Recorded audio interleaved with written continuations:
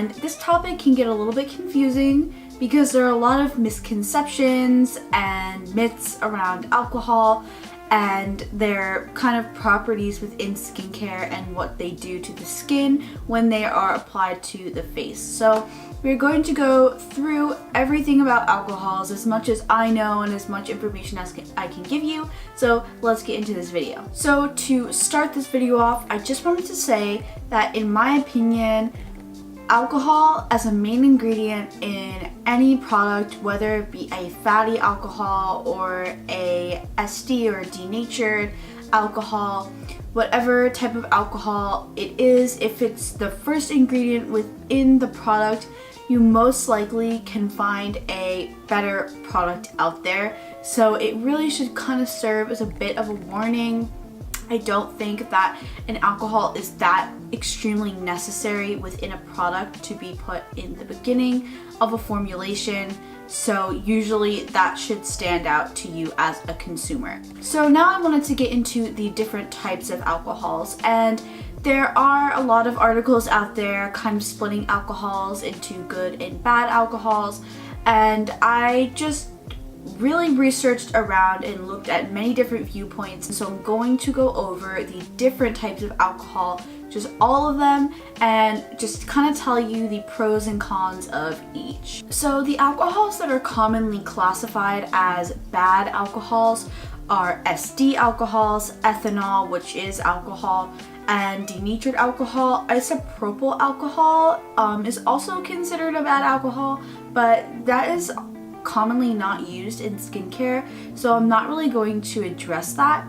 But with alcohols like denatured alcohol or just ethanol, SD alcohol, those alcohols are used in skincare products to usually give that formulation a really thin and lightweight consistency. And also, those alcohols work to degrease and kind of get rid of the excess oil from the skin. Alcohol is also known for its kind of absorption enhancement properties, so they can allow different ingredients to absorb deeper into the skin and penetrate deeper into the skin.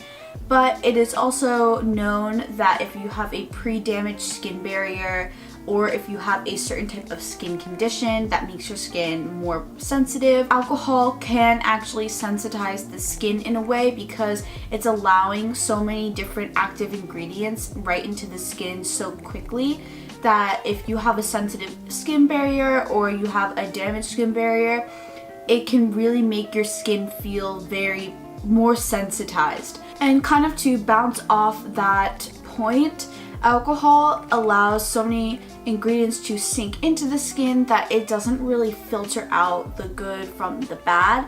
So if you do have a product that does contain kind of sensitizing ingredients, the alcohol will allow that formulation to penetrate into the skin, but it's not going to stop the sensitizing ingredients from going into the skin.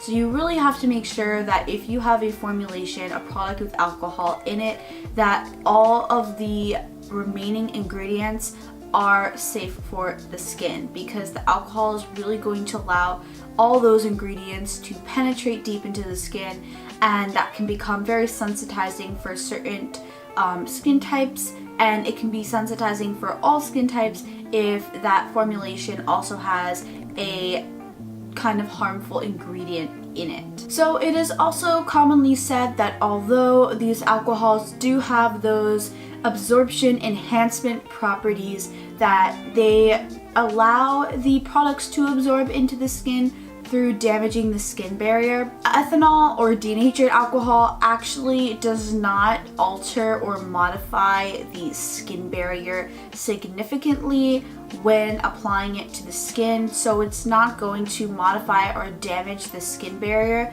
But if you do have a pre-damaged skin barrier, or you have a skin condition like rosacea or eczema where your skin barrier is pre-damaged or compromised, alcohol can cause your skin to feel very sensitized. Also, high concentrations of alcohol can cause your skin to dry out, so it is also very important that you're paying attention to where alcohol falls on the ingredient list. And that's why I wanted to start off this video with being careful about alcohol as the first ingredient, because that is just a very heavy amount of alcohol. The higher up the ingredients are on the ingredient list indicates the percentage of that ingredient within the product itself. So if alcohol is the first ingredient on that list, it usually means that it's the highest concentration.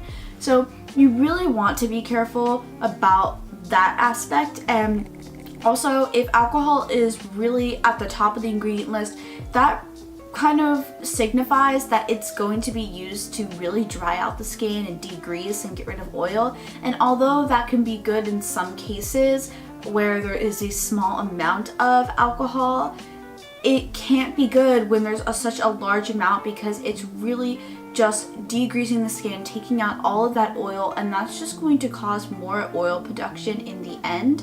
Because if you're getting rid of all those good oils, all the excess and the good oils on the skin, your body is going to go into almost overdrive and overproduce oil. Okay, so the next alcohols I'm going to talk about are kind of considered good alcohols, and these are the fatty alcohols. So these alcohols actually do not cause any harm to the skin, and they are used just as emollients within skincare products, and they create a texture within skincare products.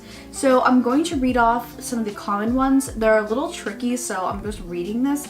So it's cetyl, sterol, cetyl, and lauryl alcohol. They provide texture and they stabilize ingredients. So a lot of these fatty alcohols will be used to stabilize ingredients within the product and to create maybe like a texture of the product itself. So now you're probably wondering, like, okay, so is alcohol good or bad? Like, what the heck do I take from this video?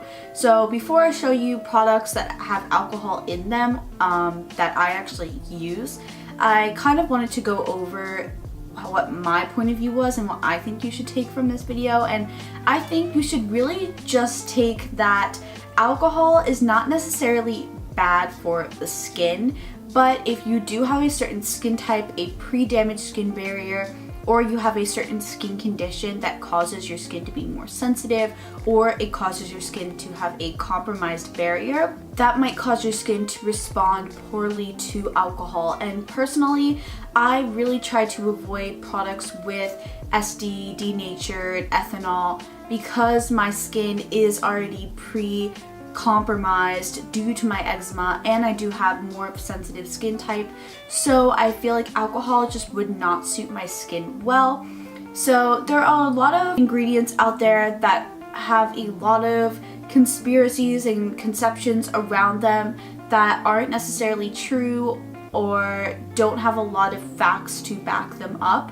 And I think alcohol is one of those ingredients, and I do think that I believe that SD and denatured and ethanol were always pretty inherently bad, but I now see a different side to them, and I do see that they do have some good qualities, but it really depends on your skin type, and you have to make sure that you do not have any of those pre-damaged skin barrier skin types, or you don't have sensitive skin.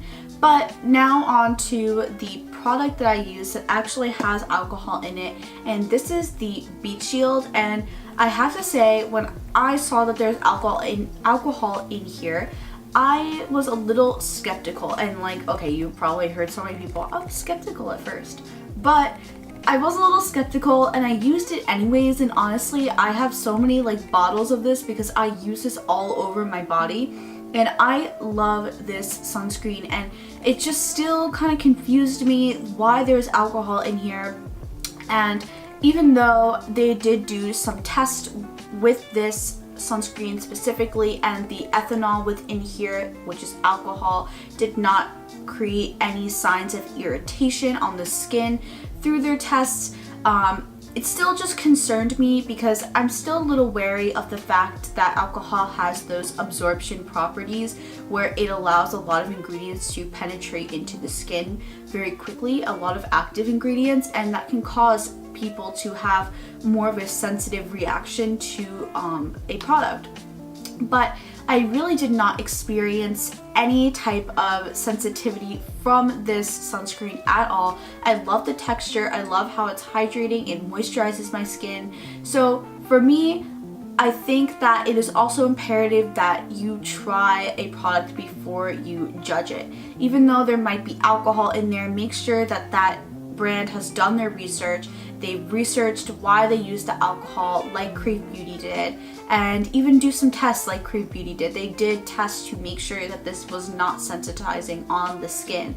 And that's what I really love, that there's a lot of research behind this product and the formulation, and personally I do not have any irritation, no sensitivity, and this is one of my favorite products to use for sunscreen and for sun protection. So it is also imperative, again, that you make sure you are trying it out for yourself before you judge it at kind of face value. Okay, so that was it for this video. If you guys want to discuss about alcohols anymore within skincare, I am so willing to just talk about it with you guys in the comments down below, or you can like DM me on Instagram, which is linked in my bio. But otherwise, thank you guys so much for watching. I really hope this video was informational for you. I know it was a little confusing and there's not really a good or bad definition that comes from this video, but I hope it kind of cleared up some misconceptions or some thoughts that you were having. Thank you guys so much for watching, and I hope this video helped you to feel a bit more comfortable in your own skin. Bye!